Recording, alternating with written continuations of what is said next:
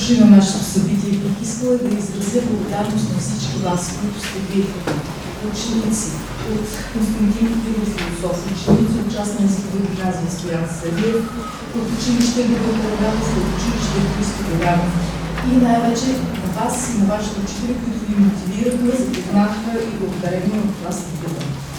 Освен това, на наши студенти, бивши възпитаници, т.е. възпитаници Даниела Йончева, на Камен, който завърши бакалавърска магистърска докторска програма, Радослав Деянски по същия начин, Спас Петя от гражданско образование, втори курс, социология и науки за човека, трети курс, втори курс, социология и науки за човека. Благодаря на всички, че сте тук. И може вече да започнем. Благодаря на декана на философско-исторически факултет, която проведе нашето събитие. Много сме благодарни за това и давам думата на доцент доктор Мина Николова, ръководител катедра социология и науки за човека. Днес имаме нов ръководител катедра професор Светлана Събева, за да каже, за да стартира събитието за въпроса. Здравейте! Всъщност благодаря на всички, които отделиха от времето си, за да дойдат тук с нас. И наистина с голямо желание отваряме нашата врата. Не случайно наричаме това събитие Ден на отворените врати. Искаме да се чувствате уютно, да ви е приятно, да се чувствате свободно, да ви задавате всякакви въпроси, които ви хрумнат и изобщо да участвате тук в нашите дискусии. В самото начало съм си намислила за нашите гости, ученици основно, да кажа няколко думи за това как се нарича нашата катедра. Значи днес е Ден на отворените врати на нашата катедра, която се нарича Социология и науки за човека. Виждате там. И да ви обърна внимание на това название. И да кажа, че няма такава друга катедра в България. Тя наистина е единствена по рода си. Защо обаче? Защото социологията не е просто социология или само социология. Това, което се случва тук в нашата катедра в Пловдивския университет. Тя е съчленена, или бих казала малко на уличен език, тя е от един тандем с науките за човек. Какво разбираме под науки за човек? Това са на първо място психологията, психоанализата, но също така философията, антропологията, историята. Какво обаче означава това? Може би е странно за вас и се чудех да ви дам някакъв пример. Чудех се какъв да бъде той. Нещо, което всички заедно сме преживели преди няколко години, това беше пандемията от COVID-19. Значи, какво би било, ако социологията като класическа конвенционална дисциплина се занимава с това да изследва пандемията? Тя щеше да прави изследвания и да установява, че еди колко си процента от хората се чувстват дискомфортно, еди колко си процента се страхуват от ваксините, други пък обратно стоят си вкъщи, защото ги е страх от контакти и така нататък. Една социология, като тази, която ние тук се опитваме да правим, обърната към науките за човека, ще се интересува от това как отделните хора, отделните индивиди с техните най-близки и по-разширени обкръжения се чувстват, как изстрадват тази пандемия върху самите себе си. Това е една съвършено различна гледна точка. Това е една различна социология, изобщо не класическа и много уникална в сравнение с всичко, каквото друго можете да откриете в университетите в България, което се нарича социология. Добре, до тук за катедра социология. Една дума за това, защо сме нарекли нашия ден социологията, човекът, гражданина. Наричаме го този ден така. Да, ето тук. Защото това е препратка към двете бакалавърски програми, които ние подготвяме и които искаме да ви представим. Те са обърнати, социологията е обърната веднъж към човека и втори път към гражданите. Значи, в единия случай това е едната ни бакалавърска програма, социология и науки за човека се нарича, тя носи името на нашата катедра, а другата бакалавърска програма, която казваме е с фокус към гражданина, тя се нарича гражданско образование, философия и чужд език, но в детайли за тези две програми малко по-късно.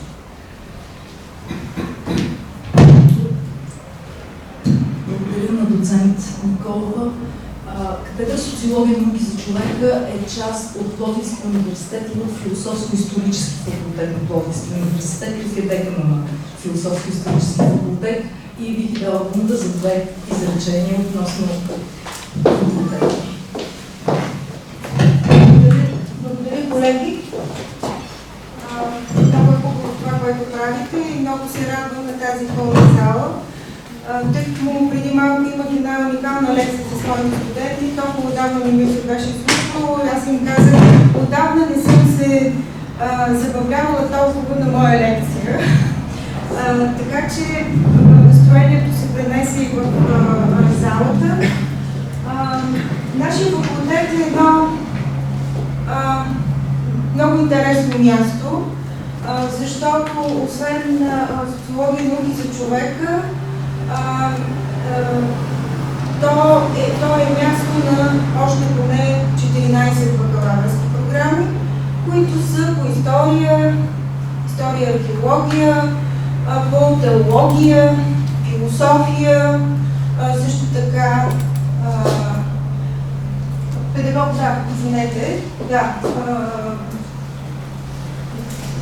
има ги, понеже ни бяхте подготвени, така. Тук имаме едно уникално съчетание на тези различни бакалавърски програми. Етнология, социална антропология, културна и социална антропология, също така приложна институционална социология. Това е другата форма, другата катедра, другата форма на социологическо мислене, което залага и поставя акцент повече на различни икономически, политически проблеми, отколкото по-скоро, т.е. на някакви обществени структури, колкото по-скоро, както в социология на човека, върху човека и неговите проблеми, начинът по който човек се изправя пред обществото. Така че нашия факултет е такова забележително място, защото събира учени и изследователи от много различни професионални направления, но те всички са обединени от едно. Значи, всички са в сферата на социалните и хуманитарните науки. Затова основно нашите програми са доста интердисциплинарни. При тях наистина имаме едно плавно приливане, както и доцент Николова каза, не просто и само социология, но тук имаме и културна антропология, имаме и философия, имаме и история, така както да кажем в другите пък специалности ще има и по-малко от социологията, ще има и по-малко от философията. Тези дисциплини и тези специалности приливат една в друга, така че ако чуете някъде пловдивски модел, нали, на социалните и хуманитарните науки, ще го намерите в нашия факултет. Вече 20 години практикуваме тази интердисциплинарност, тази особена амалгама и среща на различни програми, хора, учени, изследователи, студенти, докторанти, защото наред с нашите бакалавърски програми имаме доста магистърски програми и вече 7 докторски програми. Много се радваме тогава, когато, подобно на Радослав Даярски, който премина през всичките 3 степени при нас, нали, тръгвайки от бакалавърската ни програма, преминавайки през магистърската и сега завършвайки дисертационната си теза, надяваме се съвсем скоро на защита.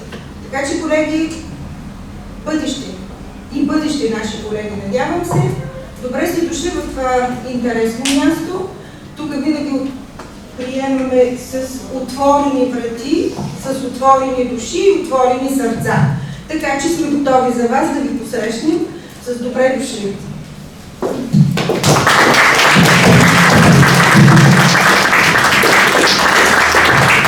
Благодаря на доцент Хилкова. Нека да пристъпим към същината на нашата програма, може да сте видяли.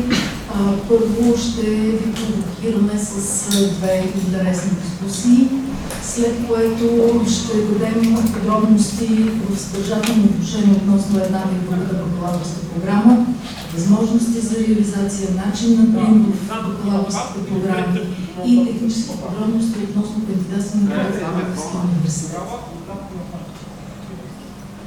Така че давам думата на професор Ставро за неговата дискусия. Ергената Кантара.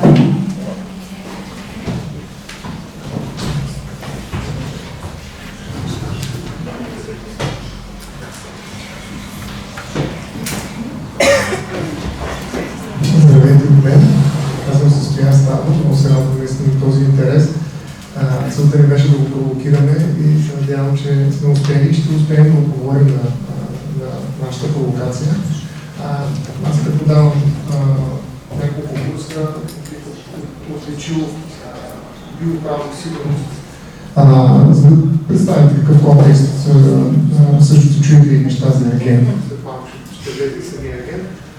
Не физически. Вече не е ясно никога от темата. Да, искам да видите контекста, в който ще може да говорим за ерген. Обикновено хората, които са в такъв контекст, бил право сигурност, социологическа лаборатория, история на социологията и така нататък, не се занимават с ергена. Но смятам, че има начин как това да се случи сложно, комплексно и смислено.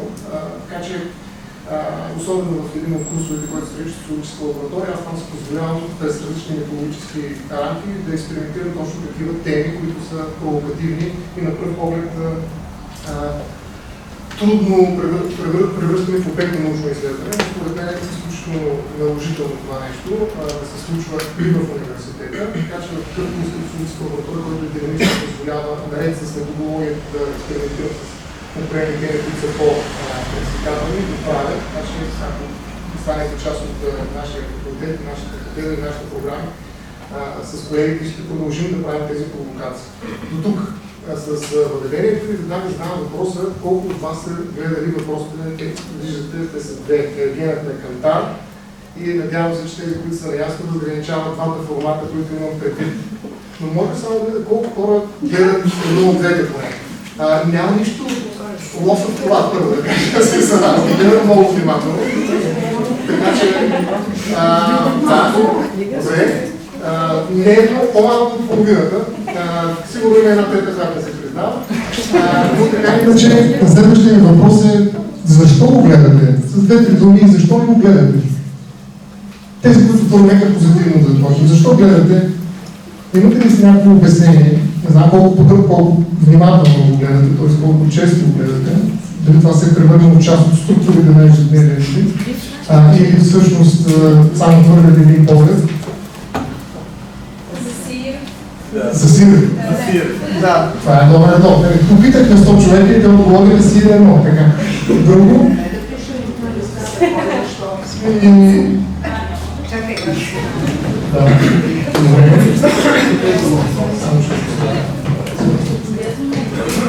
Сир. Да, заповядайте. Така, защо не го гледам?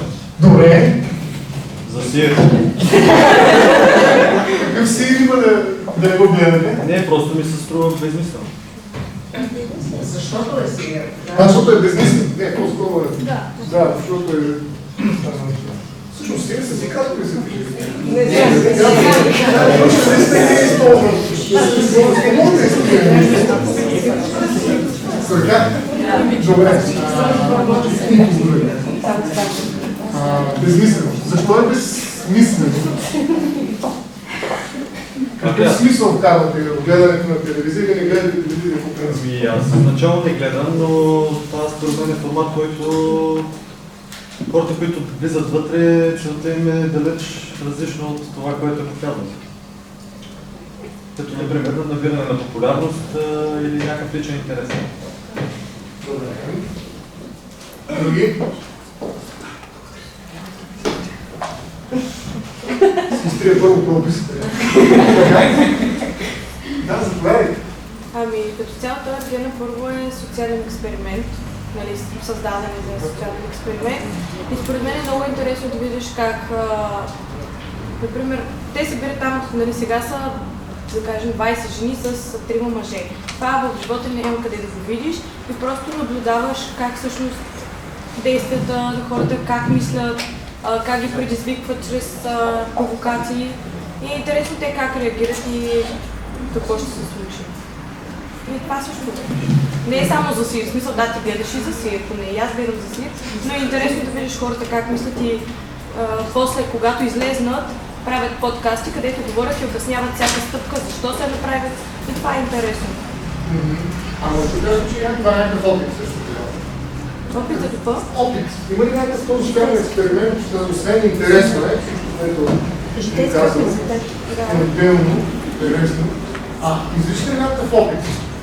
Защото аз съм чул като продължение на това, което казахте, че този социален експеримент е някаква форма на специфичен опит, както вие кажете, никъде няма да видите подобно нещо, такъв опит много трудно ще видите.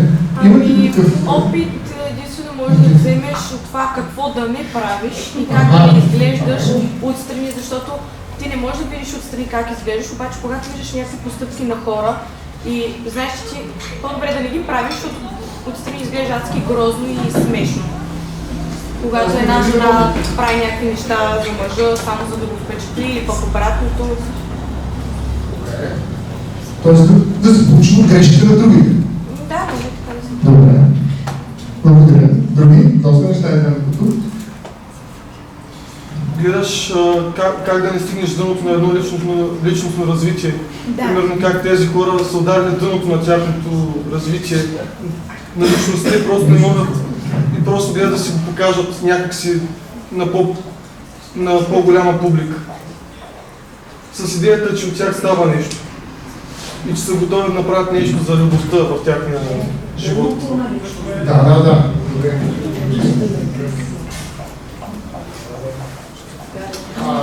Тоест, отново да видите какво да не правите, така. Някакси такова пак. скомбинирано пак, разбира се, Сир, който няма как да е на първо място, да. Добре. Там се вляза как групата влияе на индивида, как го подкрепя или обратно как го демотивира. Добре. Група индивид. Динамика. Добре. Друго. Друг. От тези, които защо не, предполагам също. Пак и за едно и за другото. И за което решите, което гледате. Но за Ергена, както вече казахме, той е доста казва жалката прослойка на обществото, но това не променя факта, че е изключително добре измислено. Кое? Ергена. Самото реалити предаване. Ергена. Жалката прослойка. Ергена не е ли по сценарий? Да. Ами тогава според мен това не трябва да е социален експеримент. Защото социален експеримент е когато ставиш съответно в момента, както е в Ергена, момичетата, без да знаят какво се случва, без да имат ясна представа за това как трябва да реагират да правят. А в положение, че имат сценарий, не мисля, че това да се реагира като социален експеримент. Добре. Друг?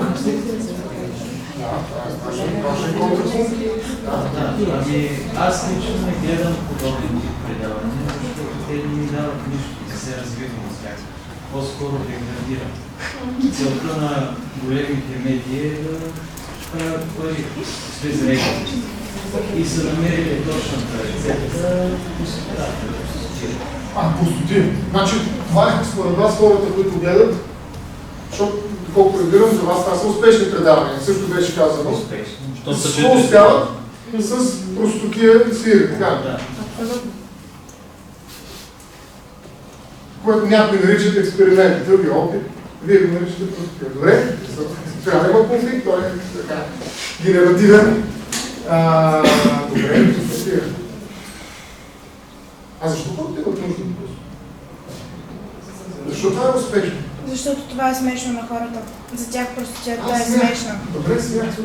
Смях и още какво друго. Това е много важна думичка за нашата култура. Да, разпускане. Добре, разпускане и как разпускаме? Като се разпускаме, какво? Се забавляваме. Забава. Има ли забавление? Да гледаш как някой? Да, се излага. Да се подиграваш. Подиграваш. Добре, подиграването с кое е свързано? Има още една. Когато се подиграваме на някой, какво правим? Ние сме над него. Издигаме се, да. Добре. Хем има емпатия, хем има и чувство за превъзходство. Това аз не съм това. Аз не съм от тия както си. И има една думичка, която аз също бих използвал, нали? Ние се радваме, това е малко силно, нали, идеята на продължаване тази по-здравна дискусия да провокатива, има и унижение. Има ли унижение в евреи? Не е случайно така. В Ергена има ли унижение? Да. Според мен двете предавания са вид унижение към хората, дори по-конкретно Живот на кантар. Лично не гледам нито едно от предаванията, но самата концепция на предаването Живот на кантар е изопачаване на пълните хора и вид гавра с тях, защото се опитват още един вид да им помогнат. А защо, примерно, няма предаване, което се помага на анорексици, извинете? Да. А защо трябва само на пълните хора? Не се го измислили, Да, факт е, че ги унижават, но тези хора избират да бъдат унижават. Не, защото? Това вече е въпрос. Получават слава накрая. Например. Но когато е по взаимно съгласие, вече е съвсем друг сценарий. Аз много се изкушавам да продължа да се разговарям с вас, но все пак ще му обвиня в това, че не съм първо отговорността да ви кажа нещо, а имам малко време сравнително. Така че първо ще коментирам няколко неща, след което още един въпрос да ви задам, за да мога да влеза в времето, което са ми дали организаторите, пък и не сме го мислили. Ще реагирам на някои неща, които казахте. Много благодаря за това, че участвахте активно и нахвърлихте така много важни неща. Така че, наистина, ми спестявате немалко част от нещата, които също исках да акцентирам, но според мен, аз лично вярвам, че има дълбоки причини за комерциален успех на реалните форматите. Това не е просто пазарна случайност. В никакъв случай. Как, между другото, Коло каза, че при нас науките човека не са просто науки, не са само науки, така и успеха на тези две предавания, според мен не е нито просто случайност, нито е само случайност. Има много важни причини, които можем да обсъждаме с вас в социологическа лаборатория, ако решите, и по-подробно, но така или иначе има причини, които според мен са обществено значими. Тоест ние можем да мислим, айде да кажа тази думичка, критическа социологическа рамка, защо това се случва и на какви дълбоки, има ли такива или всички са плитки, зрителски потребности отговарят пред такива предавания. Те са категорично обект на изключително тежки критики. Нали, всеки уважаващ себе си интелектуалец минава през първа крачка от собствена си идентичност, чрез отричането на такива предавания, реалните формати. Смисъл, това е задължително. И въпреки това са най-малко доходоносни формати и жанрове в момента. Те са като жанр, ви да речем, че е някакъв художествен жанр на медийния жанр и така нататък, това е един от най-успешните. Със сигурност не случайно те се излъчват в десетки, 30 нагоре страни еврейка. Така че този жанр е изключително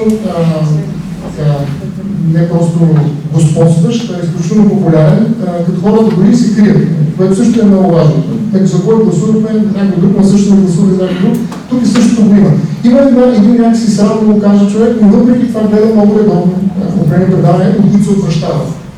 И този Това вътрешно противоречие според мен разкрива много неща. Аз бих казал обаче, тук вече малко по-подредено, че жанровете, които са като реалити формат представени, могат да бъдат разделени на много различни, всъщност поджанрове. Документални съпруги, може би сте чували, това са предавания, които са в ежедневието на определени личности. Keeping Up with Kardashian, да речем, състезателни формати, които имат конкуренция и елиминация. Дори само в български контекст може да се за страшно много. Романтични формати, както е когато един агент идва и някакви хора, жени се борят за неговото внимание и избор на неговите рози, ритуализиране, дори бих казал. Унижение, което минава през определени стереотипи за това как трябва да се отнасят мъжете и жените, когато това са отношения на власт, без да споменавам имена. В един момент, ако се занимавам в филология и философия, просто те ще излизат имената от само себе си. Толкова клиширано се представят много сложни тези на теми на социолози и философии. Но има също така реалити с таланти. Мисля си, че тук вече никой няма да отрече, че е гледал Америка търси талант, да речем. Там е неща, които могат да ви пишат много, но това е същото реалити, за което се говорим в момента. Просто отговаря на други потребности. Има социални експерименти, които излезе в Кръжана, който се нарича, необичайни условия, че ги слагат, знаете, гладуват или са в някакви пустини и те им следят живота и прочее. Тоест това нещо също се наблюдава реално, така се каже, състояние. Лайфстайл реалити и в България ги има, освен модни ремонти на къщи, на коли и така, има и такива, които поправят външния вид на хора. Има ли в България? Едно от най-важното време медийно е наситено с реалити формати, които с какво всъщност се отличават от останалите и всички толкова разнообразни реалити формати, всъщност искат да покажат, че ние ще заменим, така да се каже, професионалните актьори и на тяхно място ще сложим реални, обикновени хора, нашия човек. Социология и науки за човека. Ще сложим реалния човек. Сега, то в някаква степен те взимат и нашата работа. Слагат човек, само че не е науки, ами простоти и науки за човека. В смисъл, може да не е социология. В този смисъл, човека е важен герой там, както е важен герой при нас. И то в реална ситуация с претенция, че това виждате ли искрено, съвсем автентично поведение. Вие съвсем правилно отбелязвате тук една точка и влезе. Сега, какви са основните критики? Първо, манипулиране на реалността, т.е. преди изборяване, инвентаризация, за да видите една критическа социолога, къде може да почне, но това е толкова само драскане на повърхността се пак, но не искам да влизам и плаша с по-сериозни анализи. Но манипулиране на реалността е свързано именно с това, че има монтаж, има сценарий на определени ситуации, подтикване на участниците към драматично поведение, за да има повече сили, както казахте. Второ, експлоатация на участниците. Участват подложени на изолация, на психически натиски, на умишлени конфликти, които могат да доведат до дългосрочни психологически последици за тяхната лица. Трето, култивиране на воайорство и етични стандарти. Тоест, търсите сенсацията, конфликта, интригата, унижението. Четвърто, усилване на стереотипи. Как трябва да изглежда тялото, специален морален дискурс, това как трябва да изглежда слабия човек, така нататък. Така че това е четвърто усилване на стереотипи, включително в сексуалността, половете, расите и така нататък. Пето, комерциализация на личния живот, изграждане на правила, също го казвате, вие на участниците, като в случая да се налага някаква форма на изкривено разбиране за успех, публичната разпознаваемост се пръща в цел само себе си. Важно е да ме познаем. В смисъл някой казва, защо търпите такова унижение? Дай нещо, като излезе на улицата, те няма да познаят, не нещо да познаят. Някаква форма на изкривена публичност, която търсят хората и смятат за успех. Тоест, те са готови да изтърпят това предаване. Дори да приемем, че е някаква форма на страдание за тях психическо и така нататък, но да постигнат този успех. Морален релативизъм, т.е. нормализират се някаква социално поведение, съвсем накратко. И седмо, развиване на границата между публично и частно, нещо, което също много социолози и философи акцентират, че е изключително важно от тогава на социалните медии от преди 15 години, премахване на традиционната граница между публичен и личен живот. Или се разводят една особена интимност, която виждат и продават някакви други хора. Така че ако трябва да влеза малко по-конкретно в егения живота на Катар, едното предаване е ясно, че работи с различен от другото неуспех. Аз бих казал, че при Ергена имаме романтизирано унижение, където неуспехът е свързан с любовта. Те се представят по Ергена и хората, които жените, с които се борят за него, Те се представят като хора, които са претърпяли неуспех, някакъв неуспех в любовта. Те искат да излекуват това нещо, като се включат, да решат този проблем, като се включат в това предаване. Но това, което получават е романтизирано движение, което е част от една игра, с ухажване, което има състезателен експонантен вид да ги представя пред един мъж, който притежава цялата власт. Сега ще коментирам това, защото тази година станаха 3. Но нали, се наслаждават тази особен тип садо-мазохистична социална гледна точка игра. Докато животът на кантара е по-скоро терапевтично движение. Там хората неуспеха, с който се борят, е да отнемат трудността за здраве. Това са хора, които не успяват да контролират теглото си, да речем, и поради което изпадат в определени кризисни моменти. Често ги виждате, ако сте гледали в горите, се виждат по едни черни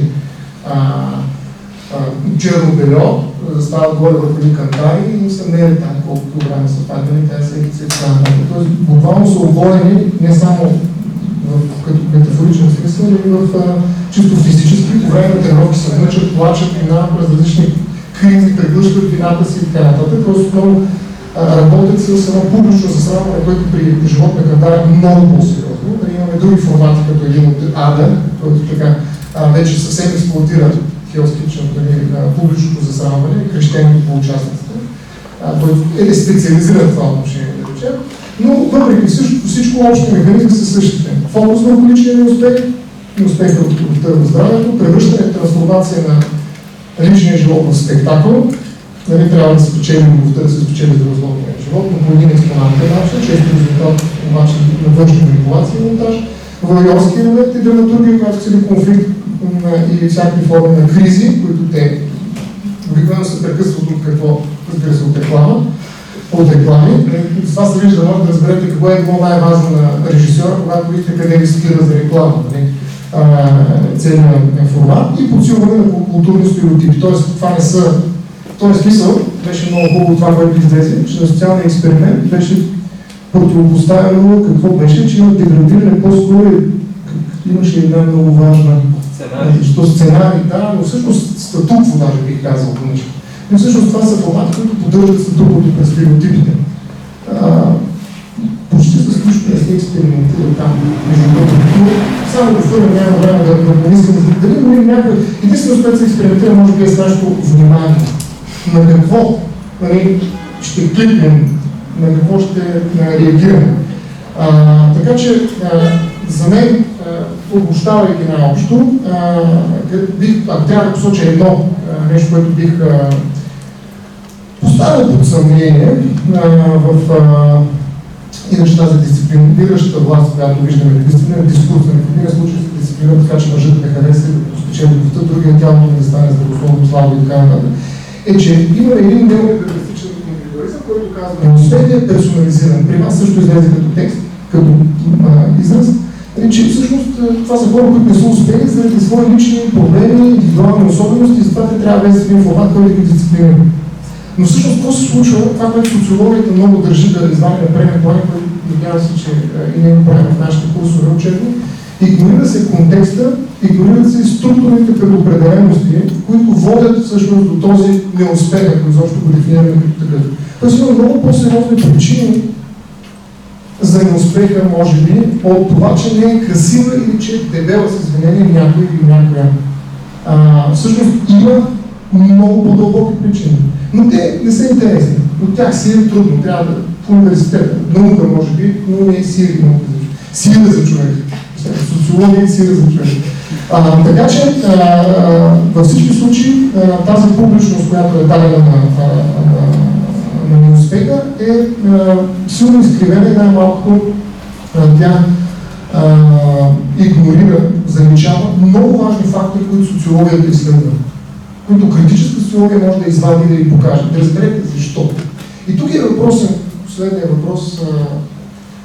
Има ли алтернативи? Приемам, че всички тези неща, които положително ни дава едно предаване от типа Ергена или живот на кантар, има ли някакви алтернативи, където може да видим въпросните социални експерименти, хем да ни е интересно, хем да разпуснем, хем да разберем какви са грешките на други или да го превърнем това собствен опит, хем да не стигаме до дъното, не напротив да вървим нагоре към върха на личното се развитие и да не запалваме и така нататък. Те неща имат альтернатива някъде другаде.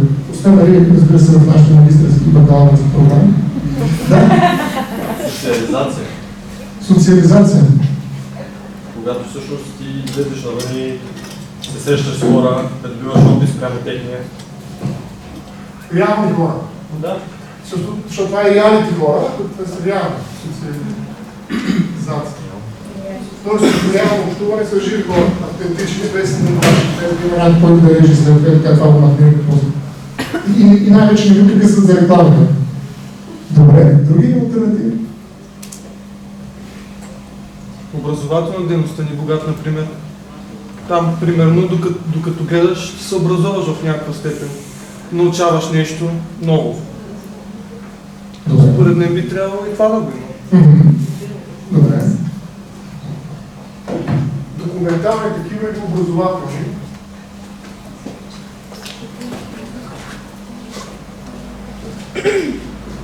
Какво друго бихте ли?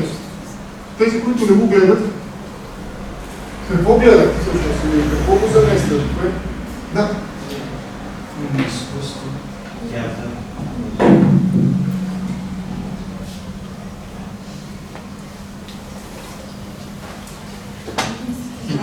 Какво ви дава? И поисите за TikTok и за Instagram. Това не е альтернатива, защото те работят в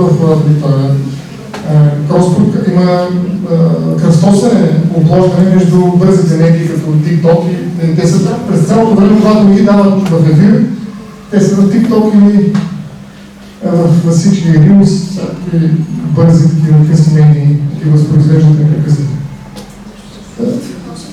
Да, разбира се. Посещение при социоаналитик. Сега трябва да обясним обаче, защото е най-малко известно. Надявам се да попита после аудитория. Аз питам, да. Какво е това? Това е нещо, на което ще се научите, ако станете студенти в социология и науки за човека. Може ли аз нещо? Значи, според мен не е добре поставен въпроса. Въпросът не е какви биха могли да бъдат алтернативните опити или предавания, а всъщност въпросът е да гледаме каквито и да са предавания, включително тези двете, за които ти говориш, алтернативно. Така както, примерно, предполагам, ти ги гледаш, т.е. критично. Да ги гледаме и да разбираме всъщност и да анализираме. Значи, това е нещо, което ние се опитваме тук да правим в нашите бакалавърски програми. Да бъдем критични. Да виждаме отвъд това, което се вижда и което ни показва. Всъщност, да отидем отзад. Да. Ами да. Нарочно така оставих на въпроса по-скоро плаваш, защото всъщност има една дълбока нужда, която първо трябва да осъзнаем каква е. И видим как е покриване. В много случаи, когато говорим за университет, образование, тази нужда е от знание. Тя не излезе като думичка тук, но искаме да знаем. Всъщност излезе при образователните, когато искаме да разберем един въпрос, какъв е отговор, искаме да знаем. И това човешко любопитство е много силно и понякога то се изражда в стига. Това също е някакво желание за знание, може би. Не знам. Сега, дали можем да гледаме и колко са хитри, така да се каже, тези формати, които може да не изкушат съзнание. Точно това е нещо, по което искам да акцентирам. Това е последното нещо, защото наистина прехвърлих много времето и ще ни се кара. И няма да дам добър пример. Казваме, че ние сме 20 минути, по също говорим. Но даваме повече, искаме да дадем повече. Това, което искам последно да акцентирам е, че всъщност тези опити за етическо преосмисляне, забележете, за създаване на по-етични реалити е в действие. Тоест, самите реалити казват, ние ще ви предложим алтернативно гледане, даже алтернативно съдържание, форматиране на това съдържание, така че вие да извлечете повече смисъл. Това разбират самите те, защото тази критика те не са от вчера тези предавания, те отдавна са ръководни хората стават все по-критически, когато ги гледат, по-критично настроени. Даже хората, които участват, ако примерно вие гледате Ергена този сезон, какво ще направите? Първо, хората са доста по-про. Хората, които участват в, имам предвид жените, нали, те знаят какво правят, те не се карат като мнение, по-що като стереотип, който те много познават с това, но първите два са три. Но този сезон вече имаме почти професионално играещи моми, грубо казвам, които знаят какво правят. Нещо повече, сезонът се акцентира върху това, че това е сезон на искреността. Искреността. Тоест, вие ще видите автентични неща, няма никакъв сценарий, никакви нещата се случват такива, които са максимално автентични. Нещо повече, типа. Ето още веднъж иска да разчупят стереотипа на единия мъж, който управлява харема с рози и прочее.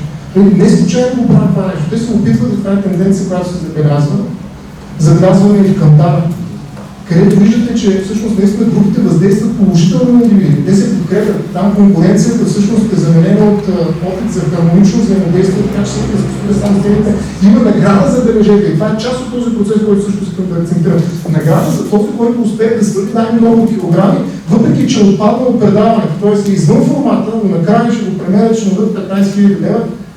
На този, който ще спечели това, ще подаде 50, на този 15 ми каже, че той може да отпадне на втори и да не е по никакъв начин да пренесе, така да каже, за рейтинга на предаването, обаче те ще го стимулират, защото това е нещо, което те подкрепят хората, които успяват да постигнат личните си цели, така много регулирайки социален контекст, други предпоставки и прочее.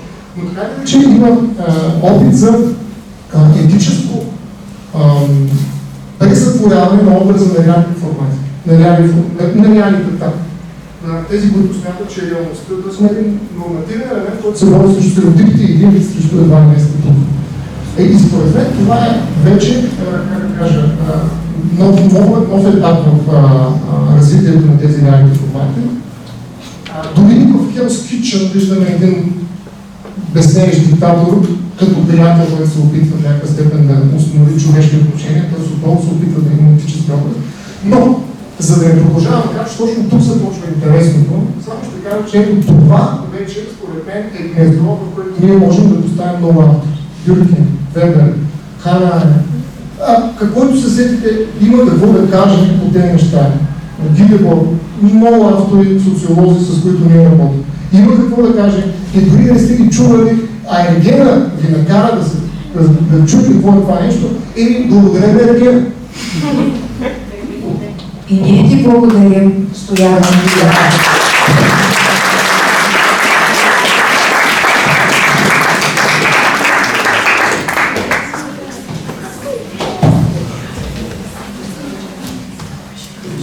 След като вземем социологията в действие, да поканим следващия лектор, доцент, Пенев.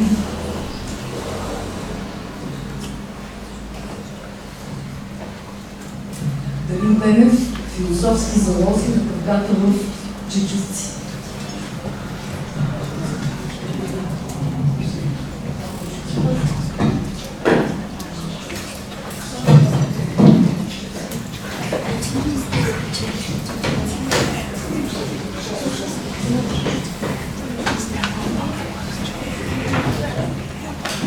Здравейте и мен, аз съм Дарин Пенев и когато правим тази програма, си казахме, трябва да има и нещо, което учениците познават от училище, което ще им покаже друга перспектива към произведението, което са учили. И избрахме Чичовци. И след това установихме, че Чичовци излязоха от програмата. Така че не се учи. Надявам се, много да са учили поради някаква причина. И аз ще тръгна от това, което Стоян преди малко направи. Накара ви да не сте съгласни.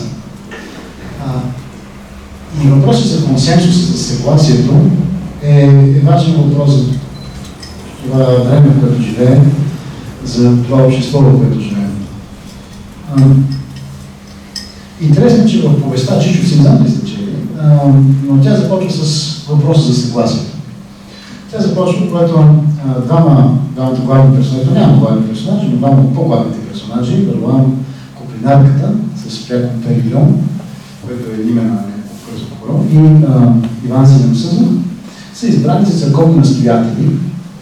И хората се притесняват, че тъй като двамата не са в съгласие, това е стария вариант на изписане на думата съгласие, не са в съгласие, ще има проблеми. И ето какво казва Дядо Нисто, който трябва да ви напомни за место от Одисея. Дядо Нисто казва следното. И Тарилиона и Седемсъда са учени и почтени, но нямат съгласието. А без съгласието, няма него, всичко пропада.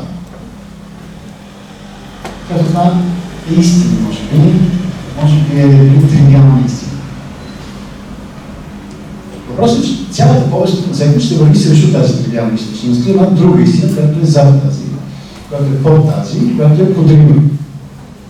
На първо място трябва да се запитаме кой е съгласен. Ако ви четете едно произведение и си чуете кои хора са съгласни с кои други хора и по какъв начин. Още преди да се въведат двамата централни персонажи, Иван Пенарката и Иван Зеленосъзов, е описана една сцена в църквата, неделна служба, и се показва, разказва съгласието между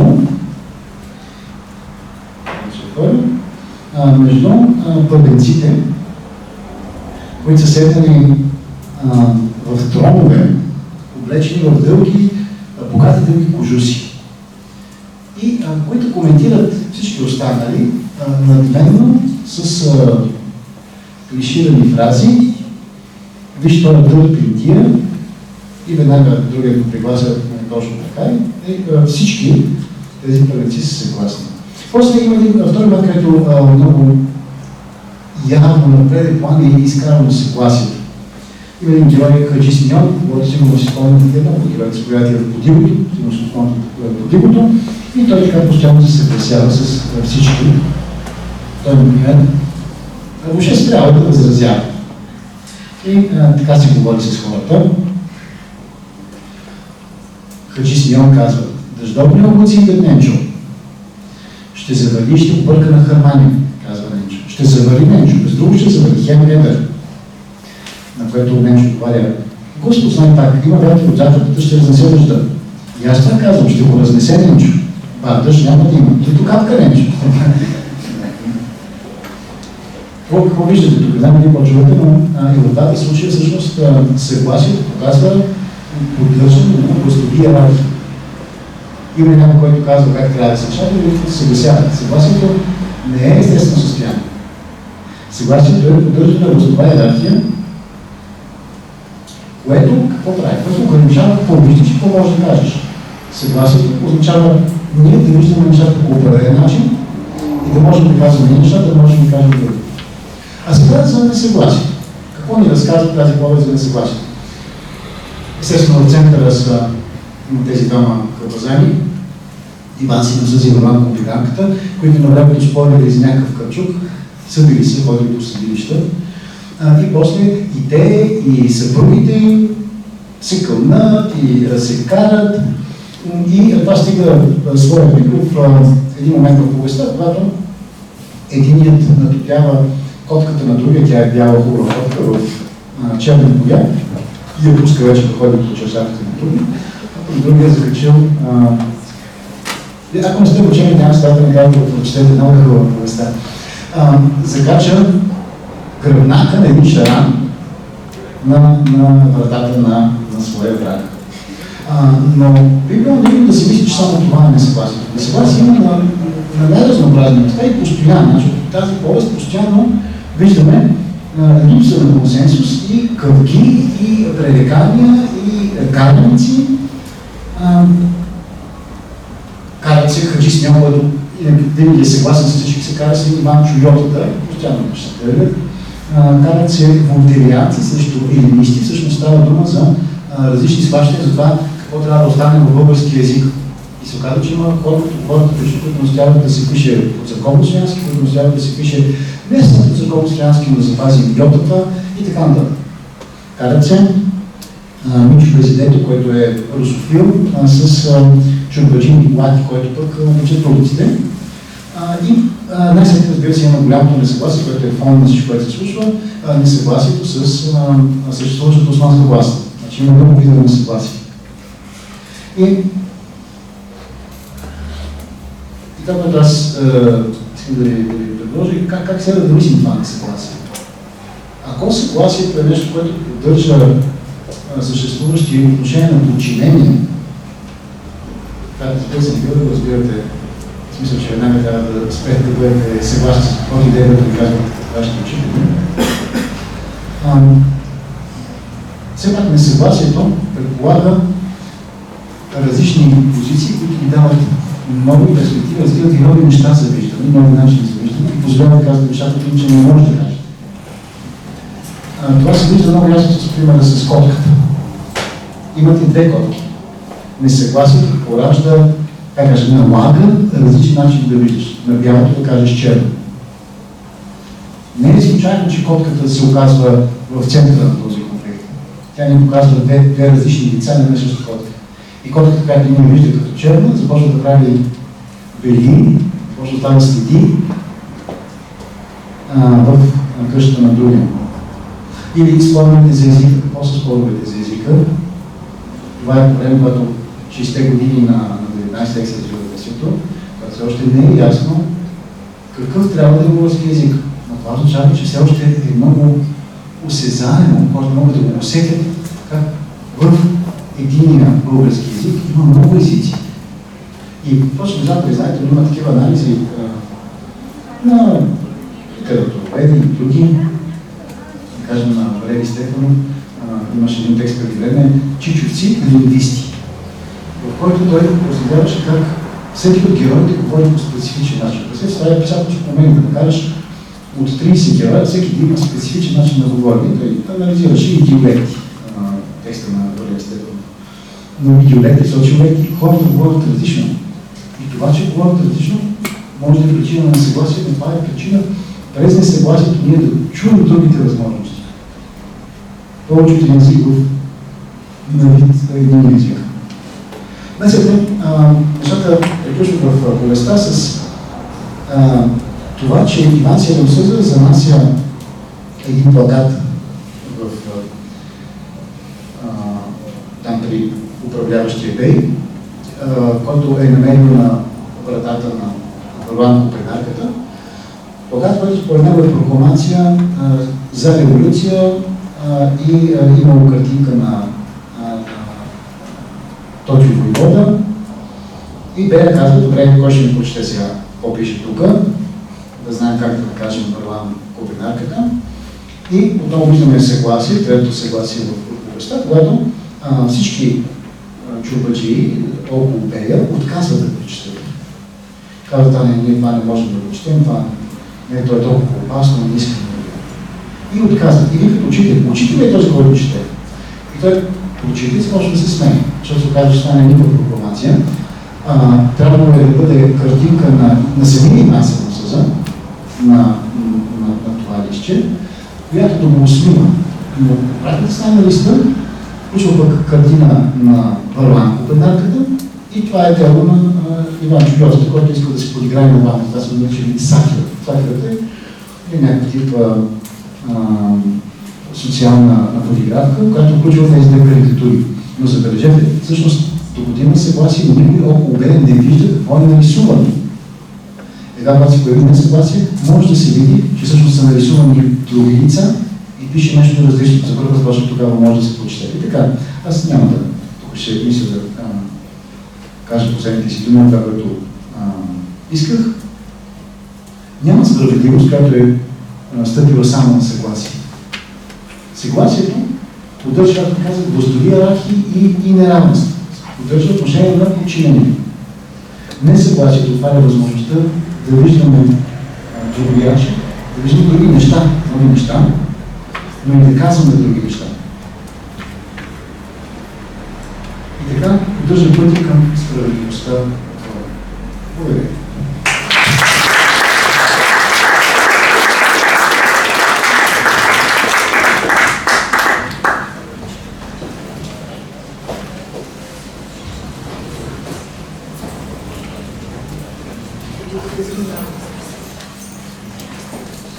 Благодарим на доцент Денев. Надявам се през неговата дискусия усетихте духа в атмосферата, всъщност, която е в нашите аудитории, в аудиториите на катедра социология и науки за човека. Давам думата на доцент доктор Нина Николова да каже двете думи за катедрата. Всъщност това, което исках да кажа от тебе, просто моя вината, забравих. Исках да ви кажа, че всъщност нашата катедра и всъщност ви имате възможност сега да чуете част от нас. В нашата катедра се състои от хора, които идват от различни образователни и професионални полета. Значи, това е свързано, ако си спомняте, това, което ви казах в началото преди двете дискусии, свързано е с това, че това не е просто и не е обикновена социология, която се практикува при нас. Затова нашия екип е съставен от хора, които идват от различни места, както ви казах. Значи има социолози, има философи, има юристи, има теоретици на литературата, каквито има културолози. Така че всъщност това е наистина един букет, как да кажа, един букет от полски цветя, неподреден, един разрошен такъв, обаче всъщност в него има много креативност, има много интрига. И всъщност аз мисля, че вие бихте могли да се уверите в това сами. И си бях много мила в началото, но както ви казвам, извинявам се, че пропуснах, понеже ние ви каним от дома, ние сме отворили нашата врата и ви каним вкъщи и искахме да се представиме, как да кажа, съвсем така непосредствено пред вас. Исках да ви представя нашия екип съвсем умишлено, без тези тежки титли, дали професор Еди кой си, доцент Еди кой си. Ще го направя сега, малко с закъснение. Това е Милена, Стоян, който чухте, Ергена на Кантар, Дарин, който говореше за Седемсъза, за кългата, за копринарката, Светла, която ви каза, че може да станете социоаналитици, ако дойдете при нас. Паула, пропускам ли някой? Нали? Моя минус, аз съм Нина. И всъщност е Елица, която има грип, за съжаление, обаче изпраща вашите, т.е. ви поздравява, приветства ви. Така че това е нашия екип. И ви ги представям така, защото всъщност ние искаме да влезем в разговор с вас, искаме да си приказваме, а не просто тук да ви съобщаваме отпред някакви истини с главно и. И всъщност защото си говориме, защото гледаме на тези разговори като на танц. Значи, представете си, танцува двама човека, винаги един е водещ, обаче без другия, този водещия не може нищо да направи. Така че ние се нуждаем от това, вие да участвате в нашите разговори, да бъдете част от мисленето заедно с нас. Така че да танцуваме заедно.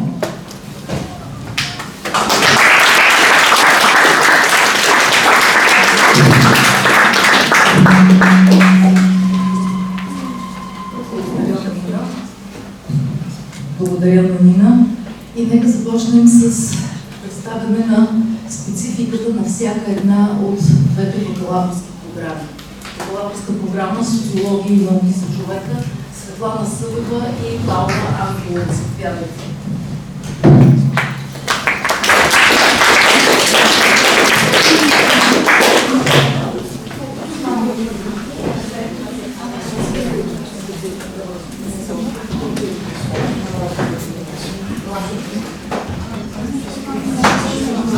Сете ли си от тези брошури?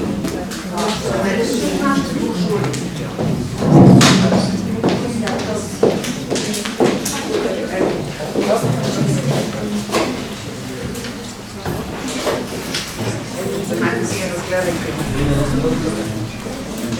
Така ли? Ако някой няма, ето, вижте. Ще ви помоля да погледнете лицето на брошурата и да кажете нещо за тези двама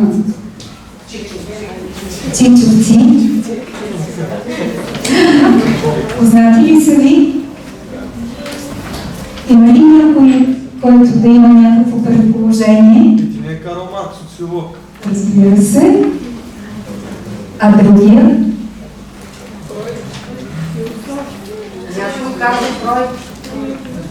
Точно така, да. Знаете ли какво е общото между тях? Че те имат едно много странно понятие – нагон. Единият говори, Карл Маркс, този с голямата брада, говори за нагона на капитала, а по другия говори за сексуалния нагон. Много интересно какво ги е накарало двамата от толкова различни области на знанието да употребяват тази странна думичка и какво може да значи тя.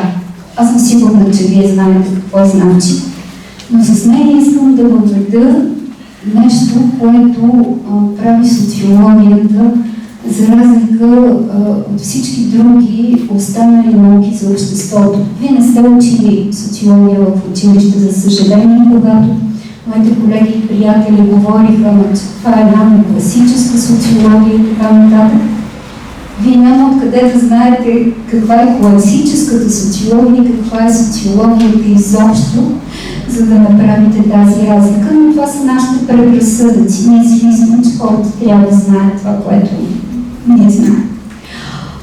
Аз няма да казвам какво е обществото, нали? Това се случва в много дисциплини, които преподаваме тук.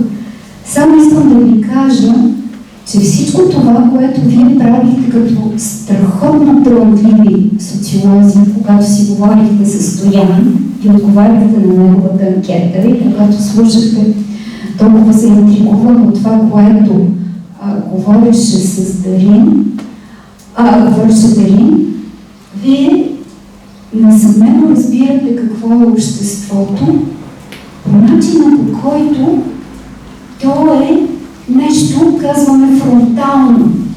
Той е другия човек, като сходен с нас и различен от нас, привличащ ни, отблъскващ ни, с симпатия, с антипатия, такъв какъвто не искаме да бъдем и така нататък, спрямо който се оглеждаме. И когато разсъждаваме за този друг и за мен самия в отношение с другия, имаме предвид една фронтална социалност. Всички я разбираме. Всички са социолози на фронталната социалност. Социолозите обаче, като изучавали социология и науки за човека, като изучавали науки за обществото, социологията като наука за обществото, са социолози на така наречената латерална или странична социалност. Тази, която, както казва този страшния чичко отгоре, е наука за това, което се случва с нас зад гърба на нашето съзнание. Там, където са тези слепи сили на нагона. И с последното ще завърша. Карл Маркс казва, спецификата на това общество, на така нареченото модерно общество, вие се досещате от епохата на индустриализацията, урбанизацията, масовото образование, масовата преса и така нататък. Тайната на това общество е нагона на капитала. С това той казва нещо много важно. Има една основополагаща структура на обществото и той я нарича база, тя е икономиката, тя е капитализма, над нея се надграждат някакви други структури и така нататък. И след това започват учените социолози да описват тази социалност зад гърба на съзнанието и разказват много интересни неща. До момента, в който за тази социалност ние решаваме, че основното, което я характеризира, ето тук ще го видите в един от модулите на специалност социология и науки за човека, основното, което я характеризира, е биополитиката и несигурността. Не мога да говоря повече за това, само искам да ви кажа, че това е страшно интересно. И то не е толкова непосредствено видимо, както когато си говорихме за фронталната социалност. Другото,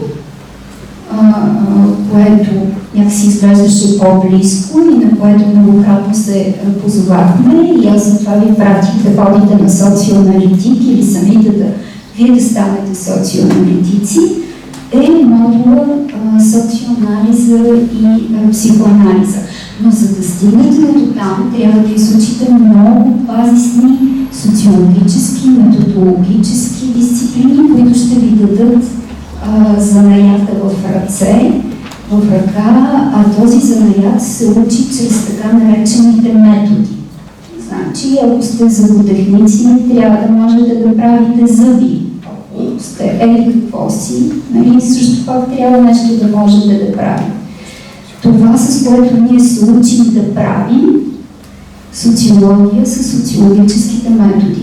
Затова, заедно с тези модули, вие изучавате теоретични, емпирични и практически дисциплини, които ви учат на социологически методи. Това е схемата на нашата програма. А сега Павло малко повече ще ви разкаже за възможностите за реализация, след като вече сте я преминали успешно. Здравейте, колеги! Наистина, пред повечето от вас стои въпроса след бакалавърската степен, всъщност къде може да работим, каква може да бъде нашата възможна реализация. И всъщност програмата Социология и науки за човека ще ви превърне в едни експерти и изследователи, които могат да намерят различна работа в различни сфери. И по-конкретно ще споменем само някои от възможностите. На първо място, вие може да бъдете социолози, изследователи на състоянието на обществото и на общественото мнение, анализирайки различни обществени сфери, започвайки с политика, икономика, екология и здравеопазване и преминавайки към културната сфера, образованието, медиите. От друга страна, работа както в публичната администрация, така и в корпоративния сектор с подобна бакалавърска степен е възможна за вас. Може да бъдете социолози, консултанти на човешкия капитал и социалните иновации, на преквалификацията, обучението през целия живот. И това е работа, която може да практикувате както в различни неправителствени организации, така и в здравни, социални институции, в различни медии. Другия ключов модул, който беше споменат от професор Събева, именно социоанализа и психоанализа. Живеем именно в едни времена, които носят несигурност в различни сфери. А именно вие, придобивайки качества и умения на базата на тази бакалавърска степен, може да станете отлични клинични социолози и социоаналитици, които подпомагат вече споменатото от вас личностно развитие и междучовешки отношения, именно в едни проблематични ситуации, каквито са житейските преходи, житейските конфликти, различни екзистенциални кризи.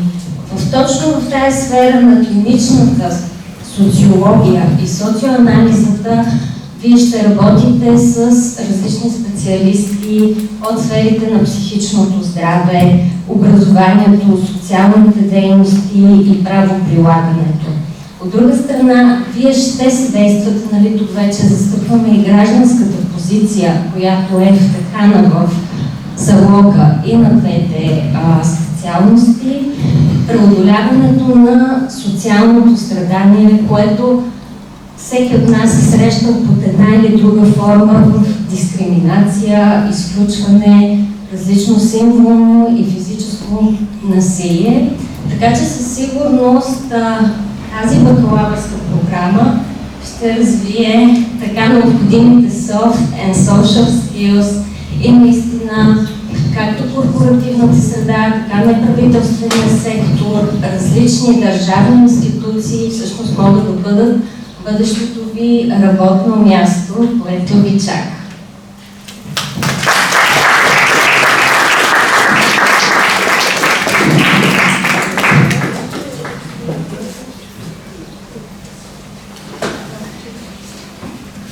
Това ще направим въпросите и да представим другата програма и тогава още въпросите. Добре, да представим. Да, и да. Добре.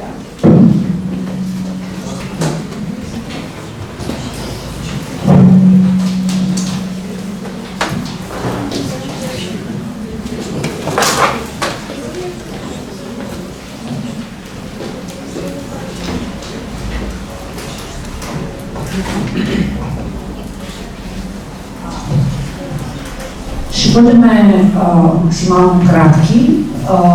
Всъщност няколко думи за другата ни бакалавърска програма. Значи едната беше социология и науки за човека, за която слушахте току-що.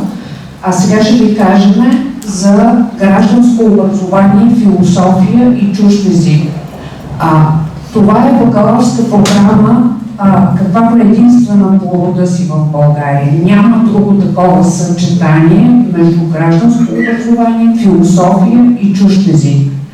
Обаче, може би се вижда с просто око, не знам, че всъщност тази бакалавърска програма препраща към преподаваните в средното образование, в средното училище, гражданско образование, философия и евентуално чужд език. Но това е само на пръв поглед, само на повърхността, така да се каже. Тази бакалавърска програма предполага и подготвя учители за средното образование. Защо казвам това? Защото ако ние бяхме решили да подготвим просто и само учители по философия и по гражданско образование, тази бакалавърска програма въобще нямаше да бъде създадена в философско-историческия факултет. Тя ще да бъде създадена примерно в педагогически. Но самия факт, че тя се намира тук и се прави от екипа на нашата катедра, вече предполага нещо друго. И освен тази формална причина за нейното възникване, има една по-важна, която е съдържателната причина и искам за нея да ви кажа две думи. Става дума за това, че ние искаме и всъщност го правим да формираме при нас свободни и смели граждани. Защо свободни и защо смели? Защото за нас е изключително важно да работим за това да се разширява, да се създава, да се разширява и да се поддържа едно пространство, което ние наричаме пространство на критическата публичност, в която всъщност така формираните граждани ще бъдат достатъчно смели да казват истината. Достатъчно смели и достатъчно свободни да я казват. Защо е важно това?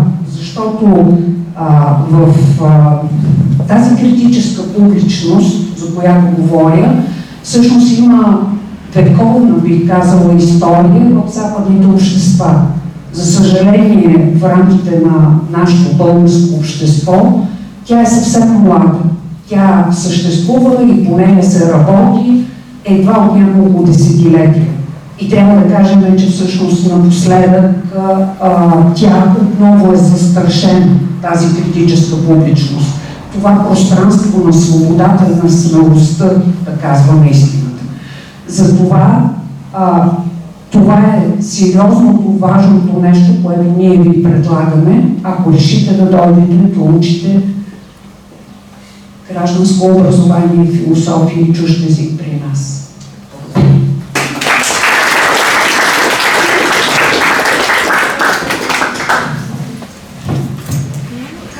И от слайда обучението по гражданско образование, философия и чужд език, което цели да ви превърне в личностите, всъщност и в учителите, за които говори Нина Николова, минава през две основни направления. Гражданско образование и философия е единия модул, другия модул е чужд език. Освен това, за да се превърнете в тези хора, в тези граждани, в тези личности, в тези учители, които да предадат нататък всъщност това послание, което идва от катедра социология и науки за човека, минават през задължителни, избираеми, факултативни и методически и педагогически дисциплини.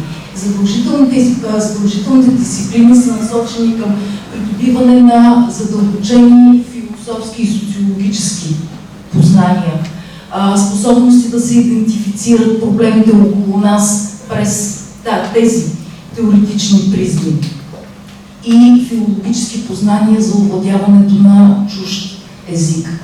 Избираемите факултативни дисциплини ви дават възможност да изследвате задълбочено проблеми, които ви интересуват. Това са избираеми и факултативни с фокус върху практически опит всъщност в областта на гражданското образование.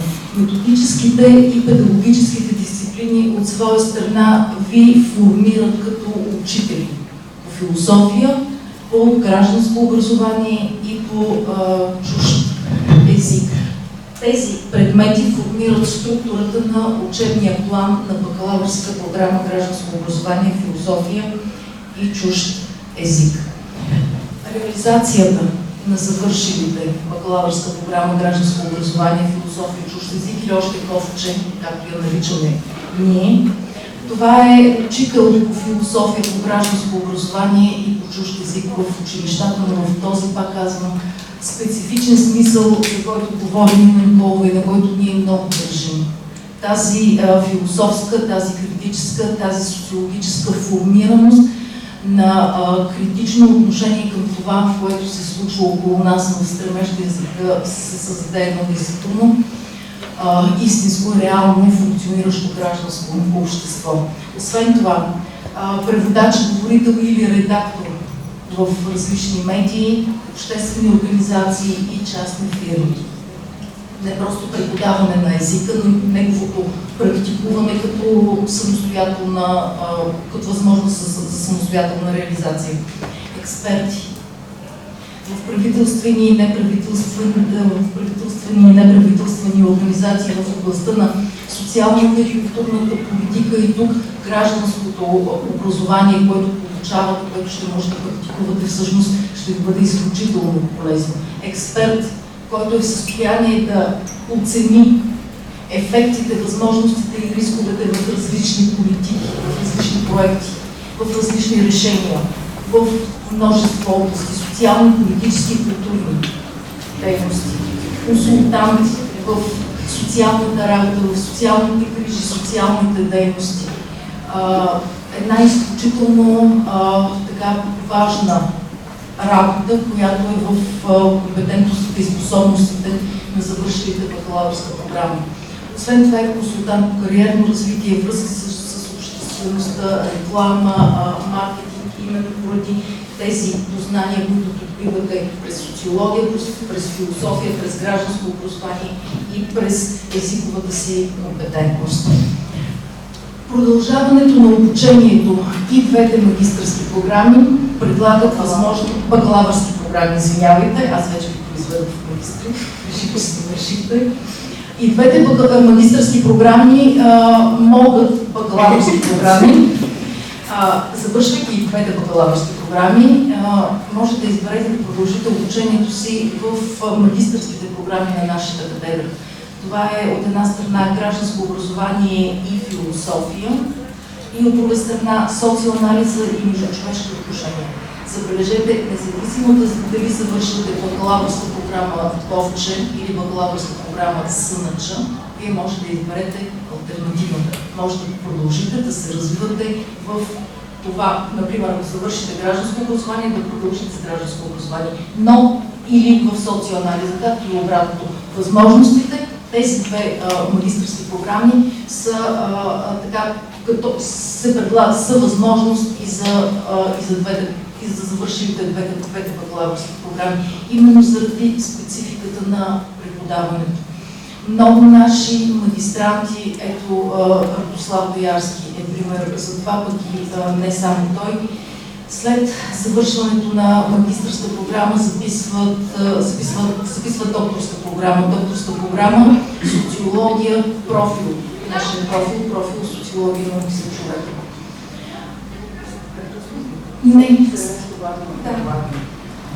Само искам да добавя, може да изглежда маловажно, но нека да кажем, че бакалавърска програма гражданско образование, философия и чужд език е приоритетна специалност и в последните 4 години тя е освободена от такси. Надяваме се това да продължи и от тук нататък също. И освен това, фокуса върху чужди език, всъщност той ни дава възможността тогава, когато, ако сте приети тази специалност и я записвате, всъщност в момента на записването да посочите по желание чужди език, който искате да изучавате, така че това е още една възможност, още един избор, който имате, ако решите да запишете тази бакалавърска програма. И още нещо друго. Гражданско образование, философия и чужд език формират един пълен учителски корабел. Така че това е също важно. Но продължаването на обучението. Не само в магистърските програми, не само в докторската програма на катедра социология на науки за човека, но вие и от двете бакалавърски програми получавате един много силен старт, за да се включите в различни магистърски и докторски програми на други факултети на Пловдивския университет Паисий Хилендарски, както и на други висши учебни заведения. Изборът е изцяло ваш. Приема и в двете бакалавърски програми ще ви го представи нашия технически секретар, инженер Гергана Пирова. Заповядайте.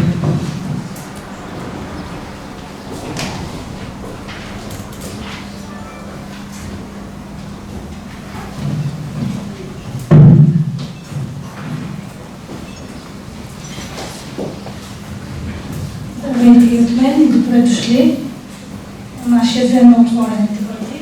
Приема, който искам да ви представя в двете бакалавърски програми, се осъществява по време на кандидат-студентската кампания на Пловдивския университет, която е през месец юни. Като първият срок е от 5 до 25 юни.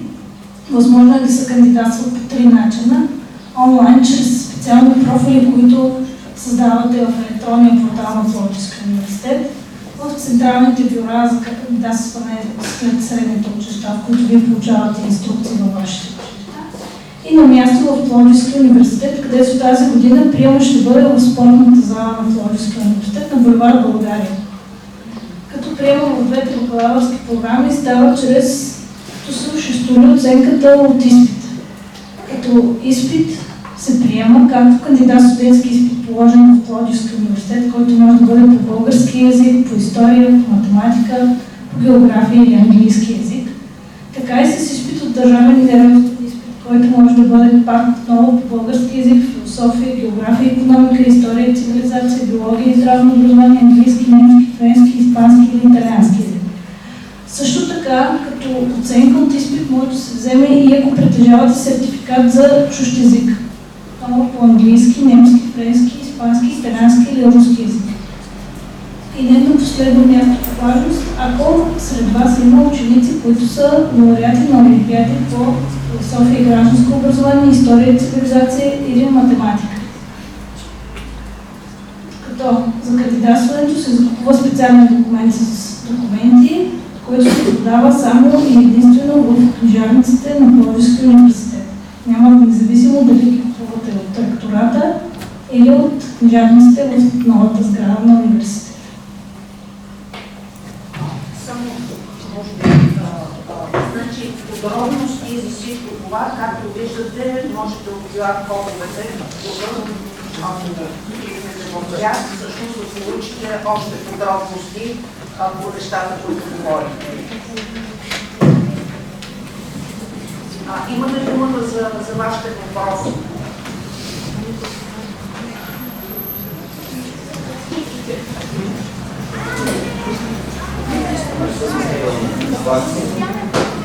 Може ли само малко по-високо?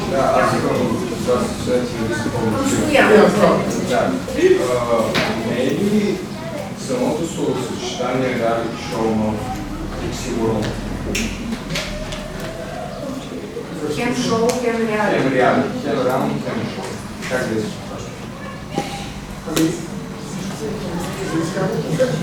Вие какво смятате, че по-скоро се върват просто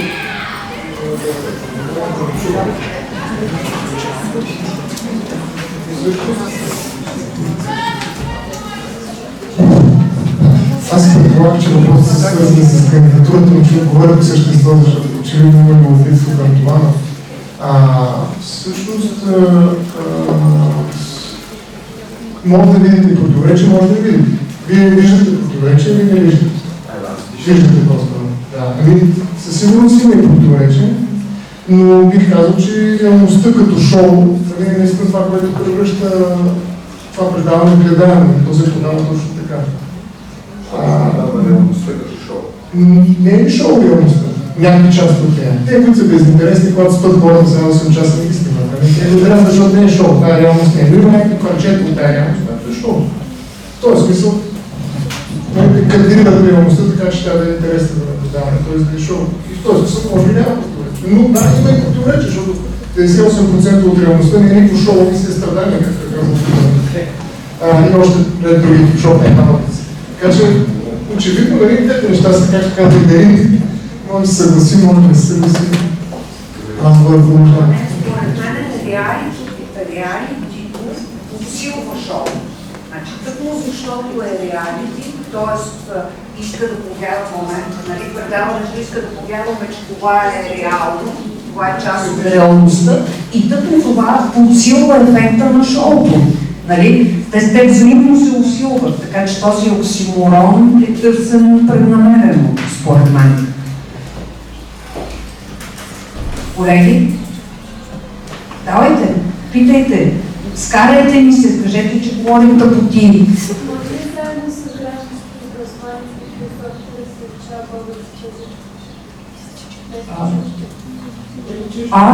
Дали може да се изучава български език? Ние предполагаме, че всъщност вие вече сте го изучили, идвайки в университета, затова предлагаме чуж език.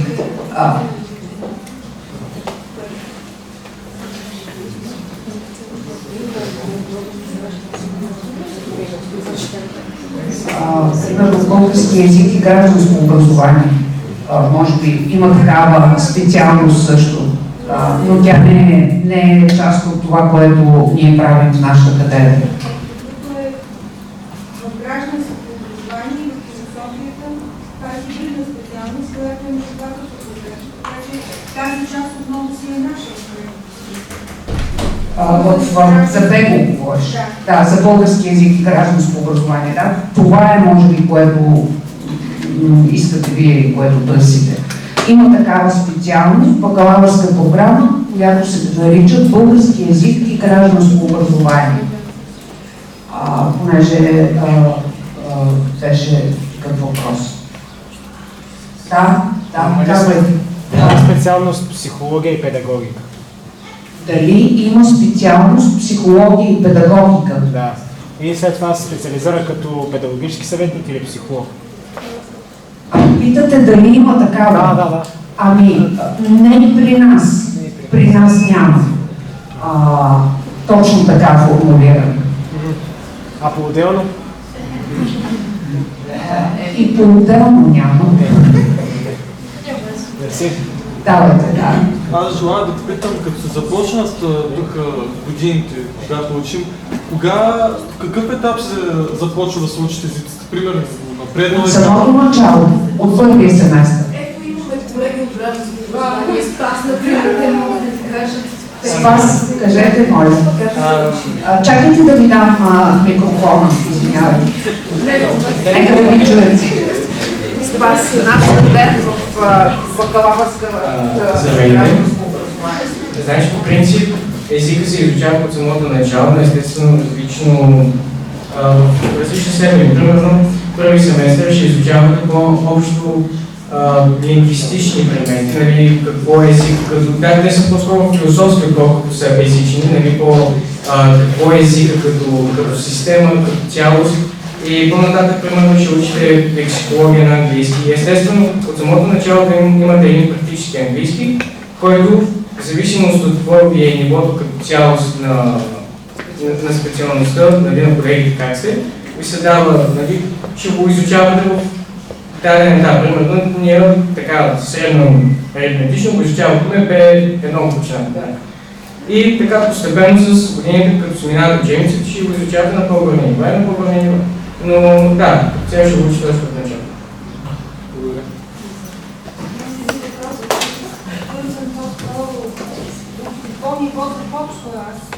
Ами, зависи. Трябва за начинаещи или трябва да имате някакво ниво на познание или... Значи... Неправилно разбирате. Защото този въпрос често да ви задавам за това как да разпознавам. По принцип, пак казвам, че в зависимост от какво ви е средното ниво на самия въпрос, как се съберете един вид. Сега естествено преподавателът ви е човек. Нали, много добре ще забележи, че вие сте различни, нали, най-вероятно предполагам, че имате различни нива на, да речем, английски. И сега ще се опитвам малко да маневрира, примерно. Ако има много хора, които са по-нисък, по-ниско ниво, ще ви даде по-нисък учебник, обаче, нали, целенасочено ще се опитва да ви дава и, нали, понякога малко, примерно, по-трудни задачи. Ще има така едно маневриране спрямо уменията ви, нали. Сега вие сте тук да учите, а не да, нали, са поиграчи, нищо знаете, нали.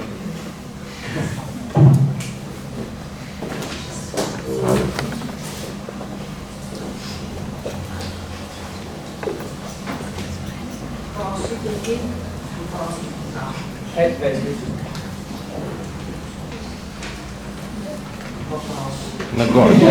Въпроси. Давайте. Айде. Много сте готини. Питайте ни. Скарайте ни се.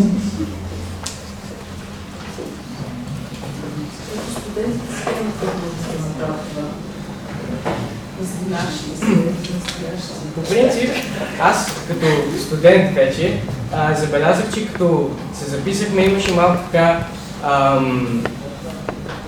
малко обърквания, кои езици са възможни за изучаване. Примерно, имахме една колежка, която искаше да учи руски, обаче не можеше, поради една или друга причина, както и френски.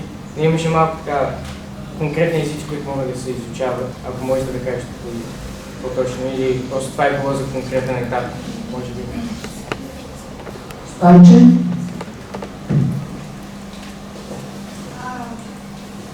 Зависи от това какви групи се сформират. Защото ако е само един човек, руски език, нали си давате сметка, че това обучение е пълно от някакъв практически смисъл. Нали? Този човек, все пак чуждоезиковото обучение е една огромна част от самия учебен план. Трябва да имате предвид, че вие учите много. Значи вие учите много повече като часове от всички останали специалности, тъкмо защото сте почти регулирана професия с оглед на педагогическия модул, който е абсолютно задължителен, брой часове, брой дисциплини. И тъй като все пак, аз мисля, че има достатъчно мощна класа, защото се записвам. И тъй като все пак в тази специалност вие получавате тройна квалификация. Веднъж като учител по гражданско образование, втори път като учител по философия, трети път като учител по чужд език. И за това, тъй като все пак с колегите държим на високото ниво на всички специализирани дисциплини, които са свързани с гражданското гражданското образование, с философията, вие имате толкова много часове. Така че тази една трета, която се отделя за чуждо езиковото обучение, няма как да бъде продуктивна, меко казано, ако човек е само един. Или ако не е имало други желаящи по френски език, с които наистина да се образуват все пак някаква група. Така че всеки път нещата са различни и все пак имайте предвид, че това също е хибридна специалност. Тя е междуфакултетска, между философско-исторически факултет и катедра социология и науки за човека, която администрира тази специалност, и филологическия факултет. Колегите там също са изискали един определен задължителен минимум от часове, които също трябва да бъдат спазени. И ако те са преценили, че е неуместно да се направи група с изучаване на руски език, ние няма как да им въздействаме за това. Все пак се опитваме да направим максимално доброто за всички студенти. Аз бих искала да попитам колега Спас, бих искала да попитам Спас, другите около него гражданско образование, защо избраха всъщност тази специалност, какво получават и какво мислят изобщо за нея и за учението?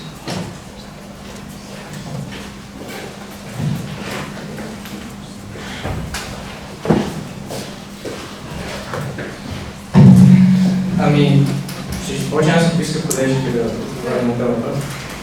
Като цяло аз първо съм учил рожно програмиране. И после исках да уча английска филология. В крайна сметка реших да уча гражданско образование. Заради... няма да коментираме. Като цяло, точно малко причината е, че аз бих се определил малко като шизофренично заинтересован. Моите интереси са навсякъде и за мен това е едно от най-добрите неща, които тази специалност може да ви предложи. Е точно...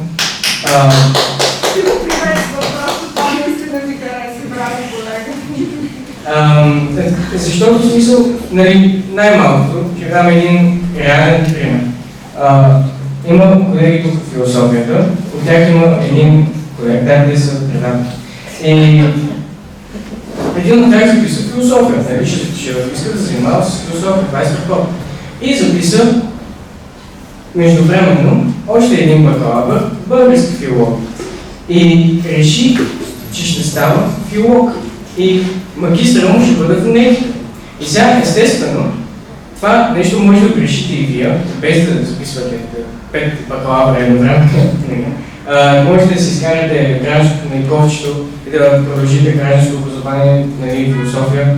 Може да го изкарате цялото и да запишете, че, нали, ще правите теория на семантиката, нали, ще бъдете философ на езика. Това също е много валидна траектория, която може да отиде вашата кариера. Но да, като цяло тази специалност може да ви почеше много красти, както се казва. Привет! Няма сигурен. Аз казвам Петя и съм втори курс кофе заедно с Спас. И реших да запиша гражданско образование в философия и чужд език, защото минах курс по английски и си взех сертификата, обаче с сертификат трудно се намира работа в училищно заведение. И се възползвах от педагогическия аспект на английския. И освен това имам интерес към философията и исках да се развия в тази сфера също, така че това беше голям плюс. И в крайна сметка съм доста доволна това, което за сега са ми представили като материал, като възможни дисциплини и прочее, така че силно препоръчвам колегите също са готини. Аз искам специално да добавя, че наистина плюс, който беше леко споменат, е, че вие сте, нали, освен че сте тук в ректората, нали, очевидно, но имате, аз би казал, 50% в преместите в нова сграда, което ви дава достъп до различни преподаватели, които, нали, си живеят, нали, техните от съвсем отделни реалности в нова среда. Примерно сега в философите, как се казва, бих предположил, че много биха се заинтересували от дебати, който е отворен от преподавател по английски език, който е на нас. И аз лично нямаше да знам, ако не бях списал граничното образование, тогава, когато не направих, за да съм с този конкретен преподавател, за да ни каже, че ще има такъв дебат, който мен евентуално много ме заинтересува, както съм сигурен, че и колегите бих ги заинтересува. Та, нали, да, имате достъп до много места. Аз може да кажа защо не избрах Сънуджа. Да. Казвам се Мартина. Ще да се обърне към колегите от Сънуджа. Така, когато аз записвах, аз нямах никаква идея какво означава социология. Буквално бях като това е ново, това е нещо, което, нали, ще ми отвори очите към по-различни светове, да го кажа. И бях като, добре, социология, това какво може да означава? Нещо с хора. Окей, става, интересно. И го записах. Значи, толкова не съм оцелила никога преди в живота си. Просто толкова ми е интересно да уча Пиер Бордьо, Мишел Фуко. Просто толкова ми е интересно, просто дори и да не влизам в лекции понякога, когато, нали, чета на колегите ми какво са писали или пък книги, които са пратили, нали, лекторите. Просто толкова е интересно. И това е нещо ново, което аз съм завършила икономика. Никога не бих си представила като тинейджър, че сега ще уча социология. И просто, нали, точно това, че не знаех какво ще стане, не знаех какво, дали ще ми хареса изобщо. И като си говоря, да ми хареса, просто, нали, ще презапиша нещо друго. Това е просто съдбата така, че ме прие и че ми хареса. И да, нали, ако искате да пробвате нови неща, може. Интересно, забавно.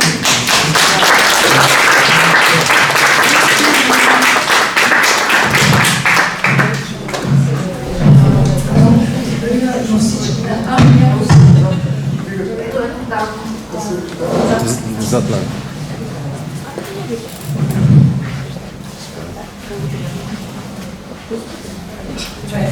Бих искала да попитам момичето, което учи социология.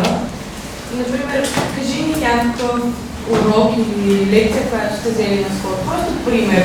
Просто ми е интересно точно какво се учиш, защото така, нали, само по името няма да представя. И ми е интересно това, което каза.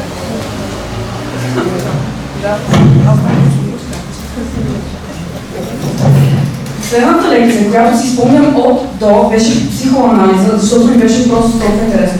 Нали, седа и, нали, слушам професора и просто си като, окей, това буквално, нали, в други лекции, нали, примерно логика, формална логика съм учила.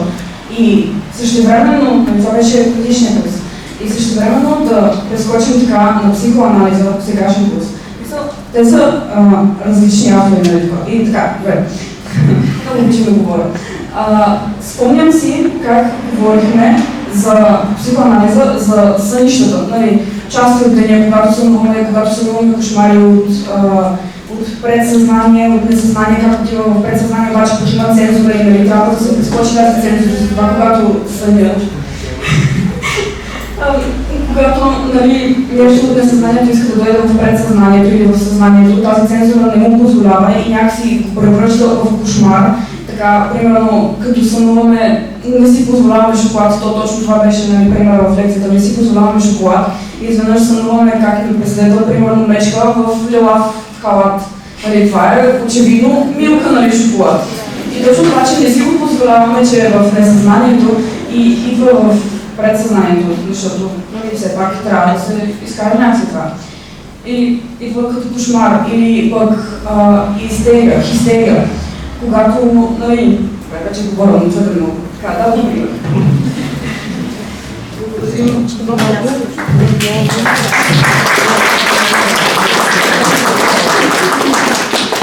Аз искам да изкажа благодарност към всички вас, които поканихте нашите ученици, Свети Константин Кирил философ, лично на господин Ганов, който, за съжаление, виждам, че не присъства.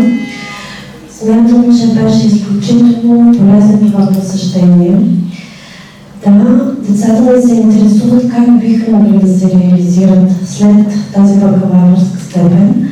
И мисля, че вие бяхте доста обстойни, успяхте да им обясните, успяхте да ги запалите, видях една искрица в тях и това много ме радва. Всъщност това може да бъде един чудесен шанс за тях. Още повече, че Българския университет наистина има традиция някои от специалностите да бъдат без такса, а това е голяма възможност. Благодаря ви още веднъж. Благодаря и пожелавам успехи на вашите студенти, които показаха, че това, което учат, наистина им харесва. Явно вие като преподаватели сте успели да запалите тази искра, която надявам се да се прехвърли в нашите ученици. Още веднъж номинации към всичко това, което правите.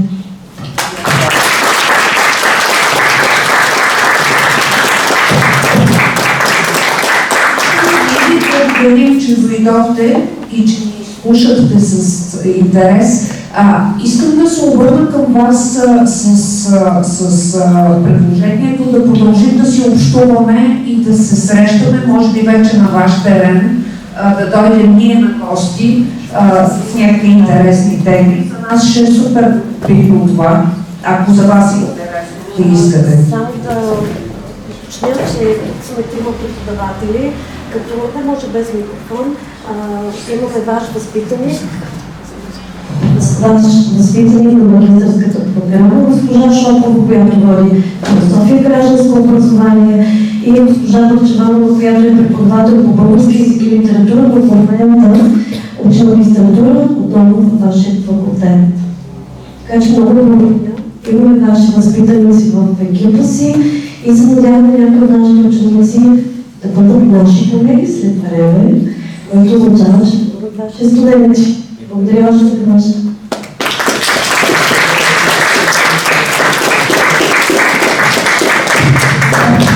Аз много благодаря за това, за тия хубави думи, че вие сте тук. Наши възпитаници се реализират не само в професията на учителството. Тук имаме възпитаник по социология и науки за човека, която ще каже, ще се представи, ще каже няколко думи за себе си, за начинът, по който се реализира и как помага също социология.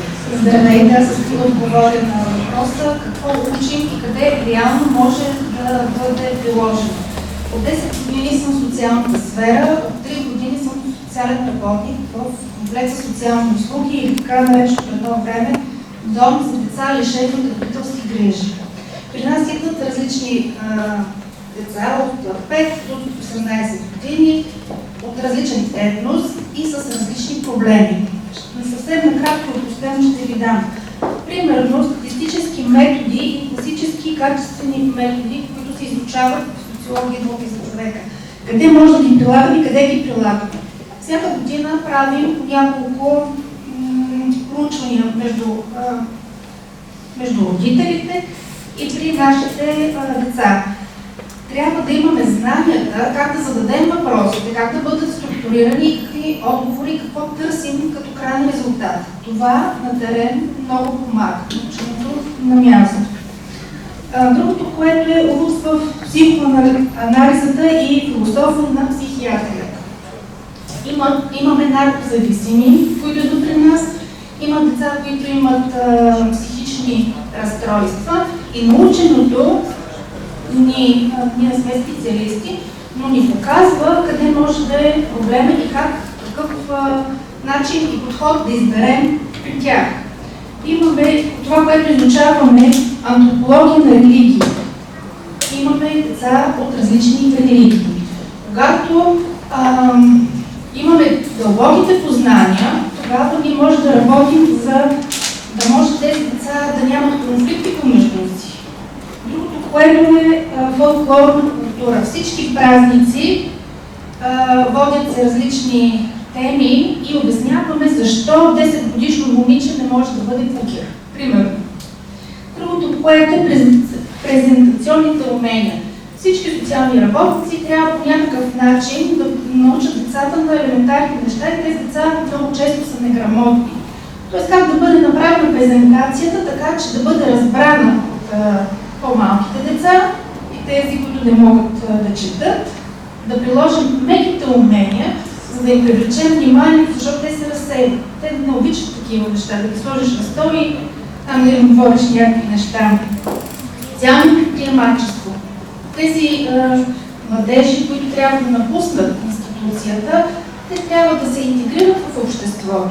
И точно тези при социално предприемачество им даваме идеи и ги запознаваме с хора, които могат да им помогнат. Историческа социология на икономиката. Ние не четем Карл Маркс, но пък те разбират какво е принадена стойност. И много други примери мога да дам, но това са основните. И мога да кажа, че социология науки за човека ни дава много инструменти, с които ние да работим. 70-80% от научното ние го използваме на терен.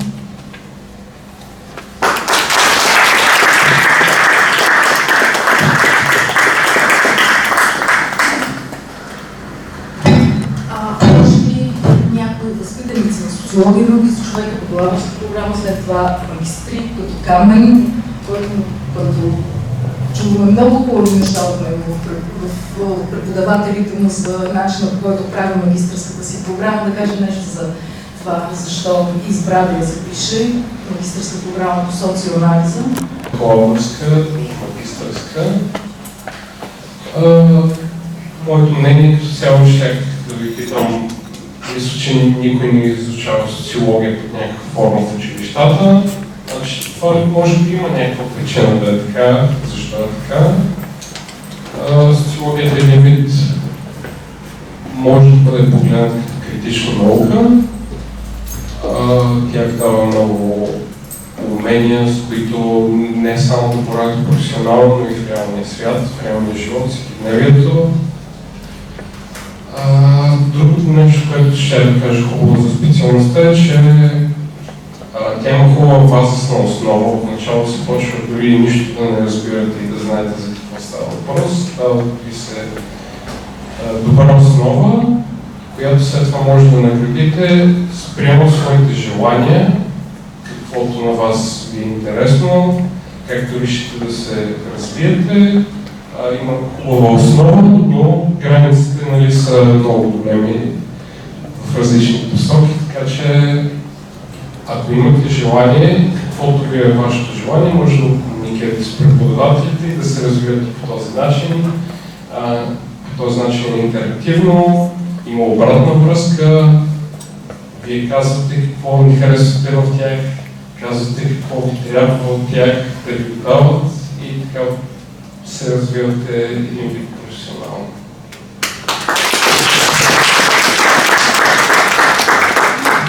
Аз може би няколко думи само. Аз съм първият в социология и науки за човека 2012 и мога да кажа, че социология знам и все още съм тук, както забелязахте. Всички колеги тогава бяха невероятно около мен и в моя курс и другите преподаватели. Мога да кажа, че социологията, не знам каква е вашата представа за социология, но тя не е анализ на някакви парламентарни говорители, депутати или политици. Социологията е много повече от това. И с течение на времето социологията, която изучавате в рамките на специалността, ви учи всъщност за по-голямо и дълбоко разбиране на случващото се около вас и случващото се вътре във вас. Само това искам да кажа.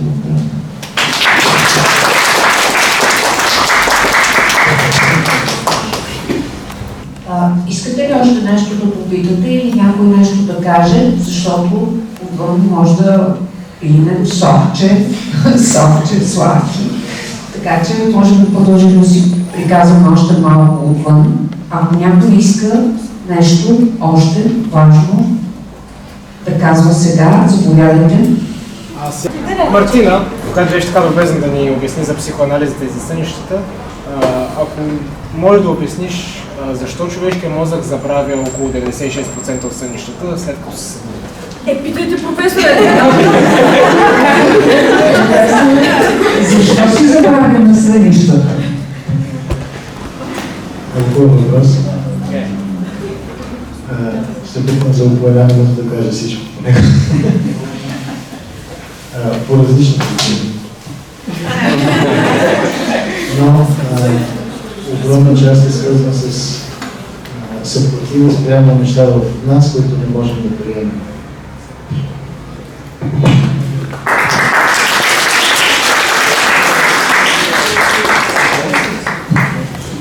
Всъщност забравяме, защото не искаме да помним, защото това е гадно, защото ни е противно от нас самите.